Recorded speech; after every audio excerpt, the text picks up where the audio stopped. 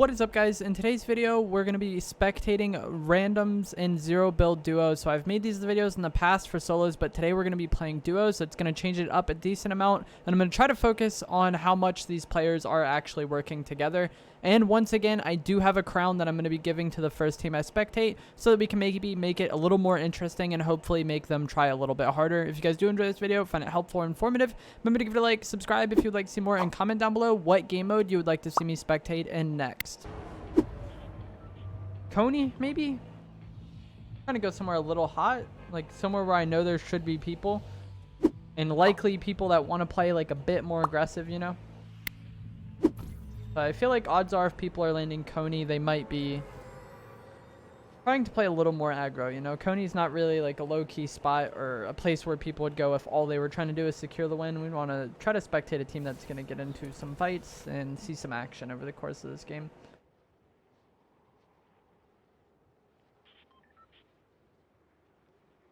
Nice, we got a few people coming here, it seems. I have such a better drop than these people, though. Holy. I have to try so hard to not kill him right now, bro. You have no idea how much I want to just start frying him. Alright, let's go. We died to Frey. Got my crown. The white auto. Alright, let's spectate him. And his teammate is Frick. Is that the other person that was... Oh, shoot. What did I just do? How do I switch to his teammate? I guess we can't do that? I'm sorry. I thought you could easily spectate between teams. So we're stuck spectating him, and we're going to see how he tries to play. Okay, that's what I was trying to see, yeah. So his teammate was the person that was across on the other building, so I don't think there's any other teams that landed here, so they have like a free time looting this. Or actually, it turns out there's some people fighting on the lake, because he should definitely want to third party this. There was somebody using the Star Wars blaster, but I think those are definitely people. It isn't the stormtroopers. They don't spawn over there. There was somebody shooting to the right, though. I think he might get shot in the back. It sounded like there was somebody to the right at the houses shooting an AUG. Well, that's a free kill. Maybe not. Oh, gosh, he just choked the freest kill. See, yeah. That guy was already shooting off at that team, so, like, when he went to third party this, he just, like, did not pay attention to the audio that he was hearing. He should have known that person was there. Dude, this man is on the struggle. Oh, my gosh, how did he get that kill? All he has to do here is wait for his teammate to get the kill. He's fine. Okay, maybe hit both team out a bit. There we go. Alrighty then. I think this is going to be an interesting game. I don't think this team is going to survive for very long, though. They seem to be on the struggle bus. This player's awareness was not the best. Oh no. And yeah, I don't think he played that fight out too well. His loot is very limited. I mean, I feel like you might as well go into the bush to heal if you're already there, but it is what it is. They did end up getting zone, but they won't get zone for long, you know? Like, they're already on edge, so odds are they will have to rotate in. They can't just chill here forever. They still need a decent amount of loot, though. He could go check that vending machine over there. Oh, well, this one is heals, too, but the gas station vending machines are guaranteed heals. And so that could be really beneficial to him right now. Also, can I zoom in on the map?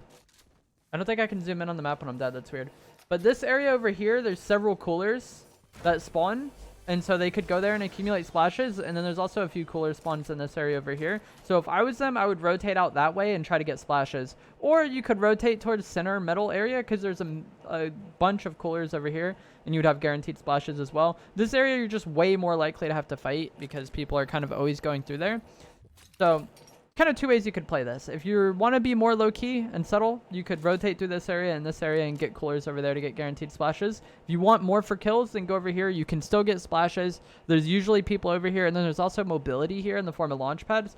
So you could quickly go over here, check this area, kill who's there, get your splashes, and then pad out and go towards like Tilted or something like that. So I've had people like ask me about rotations, and it's kind of something that's hard to talk about because each game plays out like differently.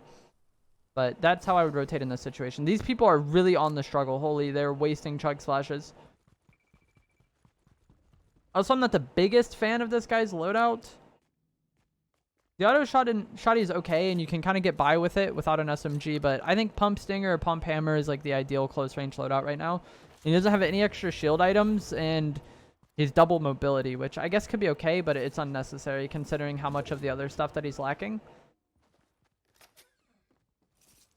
And yeah, the reason why I carry shield items, like I want splashes as top tier priority in zero build, and I think they're so game changing that I often rotate in such a way to get splashes like I was talking about before.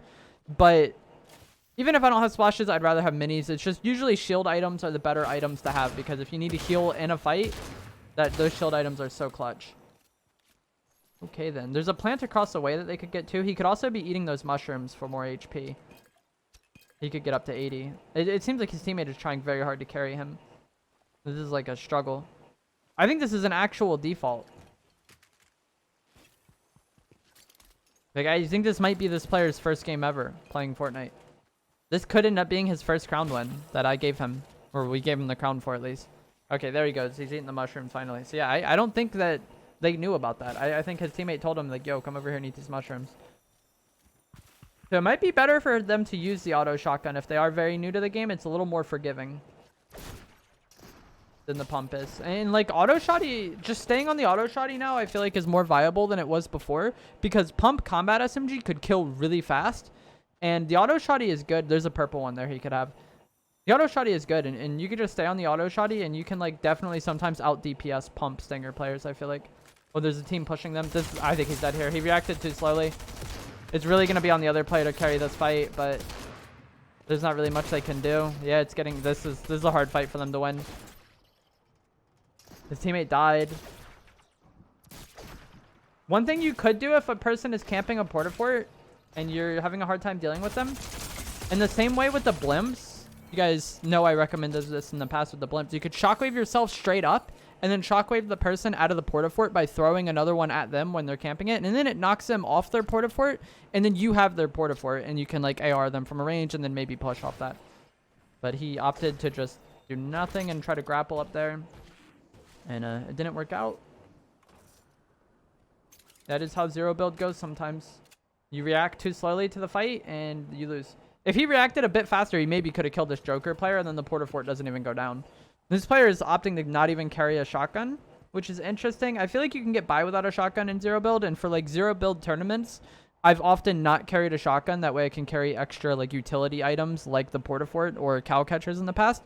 But for public matches, I like having a shotgun, and I don't think the porta forts are as necessary, especially because a lot of the people that kind of play off them like this. They're just like camping edge of zone with a porta fort, and odds are if they fight a decent team, they're just going to get ran through because they're playing like so defensive.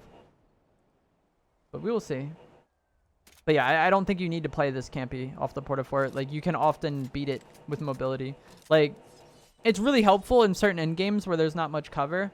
But from like early to mid game, I don't really see myself using the porta fort or really caring about the porta fort much at all. You could just deal with it easily with shockwaves or even the grappler. They're gonna get pushed by a team here. Let's see how they go about defending this. They're gonna get first shot. That is unfortunate. He had all those opening timing and got no tags. One stayed in the car and the other one's flanking. The other player could maybe be getting something done here. I don't know if they got the knock on that guy or what, but one player went for a grappler play and they just like hard focused him. I'm mad we're spectating like the wrong person.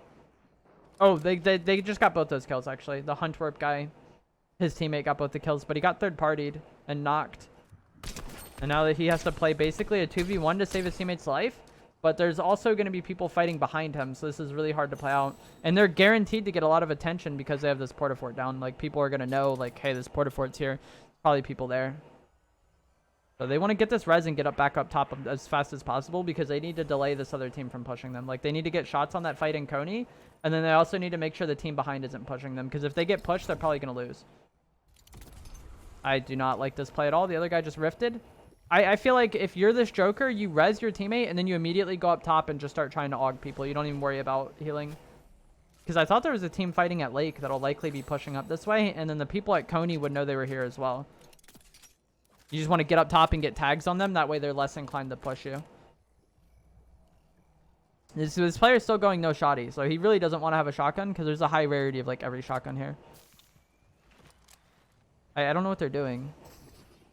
Yeah, they're going to die here. See, if he was in the porta fort, he would have been able to shoot this team before they got to him. Yep, told you. Like, they were about to get penched there, and it was obvious. So, like, I feel like you need to just get in that porta fort, tag the people when you can. You probably don't want to be pushing those kills. If you can get the kills, that's nice. But you just want to like keep them off of you by tagging them, and hopefully they rotate away.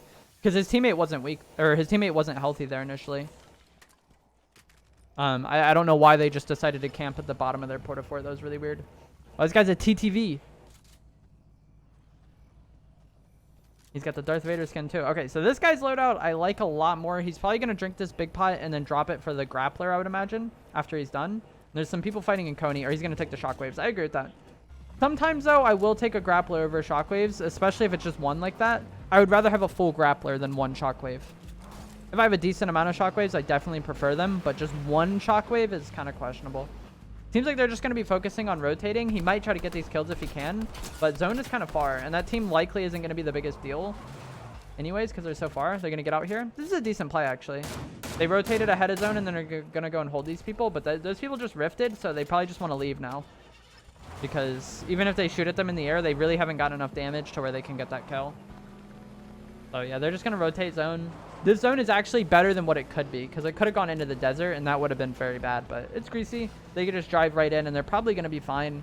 We're nearing somewhat the end of the game. We have 17 people left, 9 duos.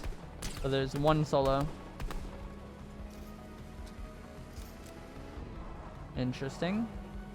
So this other team got the high ground on the tower already. They have to fight us, so they wouldn't be able to drive away, I don't think. They need to get out and fight us. Okay, good. And when you're pushing these towers, you can use those umbrellas to jump up. But he ends up using his 1 shockwave, which is a good play, but he gets nothing out of it. What is going on? All right, somehow they got those kills. I'm surprised. That was sketchy. Darth Vader lives to see another fight. I think you want to take that grappler now if you're him. But the reason why they had to fight that was because their car was going to blow up. So if they kept running away, their car would have gotten blown up and they would have been out here out in the open. Like, it's better to fight it than to try to run away when you're not going to get away anyways. And I feel like that's something a lot of people struggle with in zero build. Like, a lot of, like, newbier players I fight, I feel like even though it's clear they're not going to get away, they try to get away. And then, like, there's no chance they kill me, you know what I mean? Like, even if it is a sketchy fight, sometimes you will have to take the fight just to save your life. So he's going to go double heals here, maybe? I'm guessing, because he went and stood by this other big pot. But there was a grappler there that he could have taken. Yeah, I would personally rather have that grappler than the big pots, since you have 6 splashes. Seems to be there is some confusion going on. Like, he doesn't know if he wants to get in the car with his teammate or not. Like, his teammate wants him in the car, but he doesn't want to. This is weird. RIP for this Darth Vader. He's got the Darth Vader pickaxe on, too, instead of the lightsaber. I think he thinks that, like, the people he just killed are spectating him, but in reality, I'm the person spectating him. He's, like, flexing on them. All right, now we're down to 7 duos, 12 people. So there's a few more solos than there was last time. And that is something you could check if you guys didn't know. In the team game modes, when you open your map, there's a player count here, 12 players, 7 teams. And since it's duos, you know there's 2 players per team. So there would be 14 players if there's 7 full duos.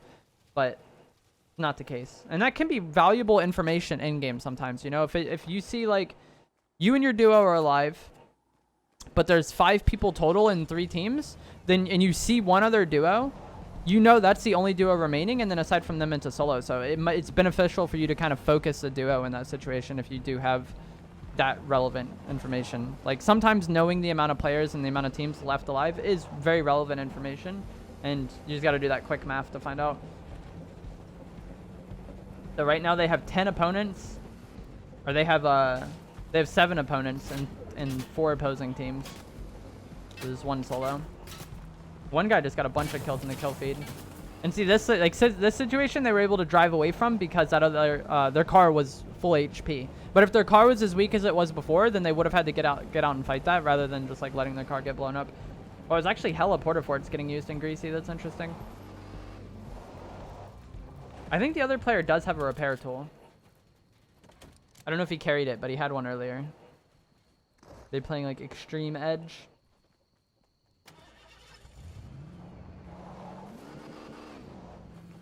Sometimes I feel like people try too hard to play edge and it doesn't benefit them. So it turns out that there's people in this porta fort, so they can't just have that area for free. But, like, if Greasy was empty, like this porta fort had been from early game, you're much better off being in that porta fort than you are out here. Because, like, sure, you're out here, you're less likely to get focused. But, like, even in that porta fort, you're basically edge of zone, and you have much better cover. Like, I would rather have my position, like, guessed and have the porta fort than that. And he's going to be able to shoot this out, but he really shouldn't have been able to. Like, he should have been getting shot while he was shooting this out. I think he should just keep going back to shooting it. Wow, his teammate griefed him with the car. That's what I was talking about. Yeah, see, they're just going to get fried. He should have kept shooting the base of that mushroom out. And even then, like, he shouldn't have been able to get the mushroom that weak because, like, I don't know what they were doing. They just kind of watched him do it. And his teammate pushed while he was healing. See, that could be bad comms. His teammate needed help there, and he was just healing. And, like, sure, he was weak, but sometimes you have to take fights when you're weak. Or he needed to tell his teammate, I'm weak, I can't fight, and his teammate needed to back up. But because they were kind of misaligned with what they were doing, you know, one player just completely dropped back, and then the other player pushed in. They end up getting nothing out of that situation. And that is, like, one of the biggest mistakes in the team game modes is I feel like a lot of players have different perspectives on how to play, and they think they're right, so they don't conform to what their teammate is doing. But whether or not something is, like, a good play or a bad play, you're often better off just, like, doing something together, you know? A bad play can work out if you play it together. And a good play is less likely to work out if your teammate dies anyways, you know? As you see there. This player already has a crown. Not sure what he was going to go in there for. He's really good loot. There is 2 other duos remaining. They're probably just going to go back to their Greasy Grove Porta Fort and chill. But at the same time, they might not want to do that because the mushroom was weakened by that other guy. I think one of the other teams is using a battle bus. That's pretty gross. I would go... Oh, yeah, okay, never mind. I was going to say something, but it doesn't matter because the battle bus is right there. They really need to get good timing on this because the battle bus didn't see them. So if they can sneak up on the battle bus and, like, tag one of the people out of it just quickly, they can end up winning that fight. But this is not going well. Actually, it's okay. His teammate didn't get fried that much, and he's full fried the gunner. They should be able to win this fight. I would think... Okay, this works. One thing he could have done if he didn't have shockwaves there is he could have went up in that other porta fort and then shot across. Because that porta fort he was right next to is higher up, so it would have been able to see into that one, I'm pretty sure. This is a mess. They're, like, super split on what they're focusing. His teammate's getting fried. He fried back the other guy, though. They want to push this kill. Another thing in, like, the team game modes I feel like that's really important is just getting a knock right away. Like, you see they've got both players from that team weak, but they never got a knock, and they never really were able to, like, focus down one player. And because of that, like, that other team is going to get away and heal, whereas if they had gotten the knock, then at least, like, they don't have to deal with that guy later on, you know? So try to get a knock and focus players down with your teammate when you can, and it is, like, really beneficial to learn the names of skins for that reason. You see, like, decent players play duos, they're often calling out, like, oh, I tagged the Siren 150, or I tagged the Rex 112, or whatever, you know what I mean? They'll name the skin that they fried, and that's one reason why you see a lot of duos using the same skin together, so that can't really be communicated. And even if you don't know the names of the skin, just, like, naming the color of it, like the red skin, the green skin, whatever, will often make it obvious for you to know what skin your teammate is focusing. So I feel like they could have been more focused on who they were frying there. You know, if they both just went in knowing they were going to try to knock the gunner, that situation would have been a little bit easier for them, I think. There are mushrooms around here that he could bounce on and then jump on that porta fort, but I don't know if he knows it. See, there's one right there. I don't know if it would make it, but I think there's also one around the front of the house that would make it. He also does have a shockwave here.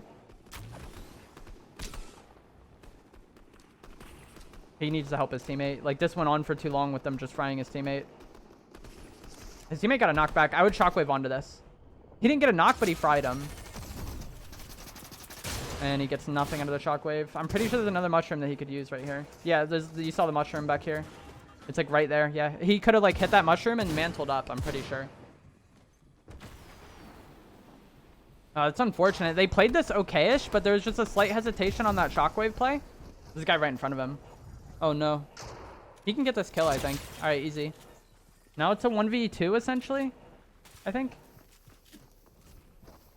They're going to lose to the other duo. The other duo third-partying this is going to win. That's so unfortunate.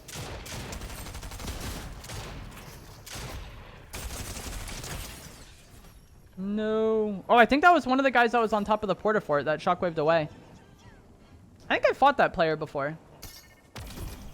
I'm pretty sure I fought this person in solos. But yeah, like I was saying, that hesitation killed them. If he shockwaved onto the porta fort as soon as his teammate got that crack, then he probably would have been able to easily thirst one with a shotgun. But because he waited, they kind of switched up, and another player on top of the porta fort was able to, like, fry him in that time and really mess him up. So, like, just a slight hesitation there, and, like, just kind of miss playing the teamwork, I think really costs him. But that is going to be it for this video. Spectating random duos. It's a little bit different. I tried to focus as much as I could on the team aspects of the game, but a lot of people were off sync. If you guys did enjoy this video, find it helpful, informative, remember to give it a like, subscribe if you would like to see more, and comment down below if you would like to see more spectating videos like this one and what game mode you would like to see it in.